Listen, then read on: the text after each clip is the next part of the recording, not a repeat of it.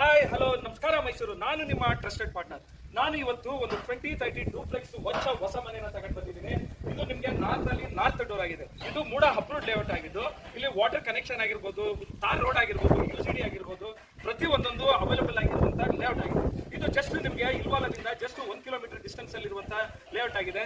ಒಂದು ಒಳ್ಳೆ first teak ಅಲ್ಲಿ ಮಾಡಿರುವಂತಹ ಡೋರ್ ಆಗಿದೆ. ನಿಮಗೆ 2030 ಡೂಪ್ಲೆಕ್ಸ್ ಮನೆ ಆಗಿದ್ದು ನಿಮಗೆ ಗ್ರೌಂಡ್ ಅಲ್ಲಿ ಒಂದು ಸಿಂಗಲ್ BHK ಮತ್ತೆ ಒಂದು ವಿಶಾಲವಾದಂತಹ ಹಾಲ್ ಅನ್ನ ಮಾಡಿದ್ದಾರೆ.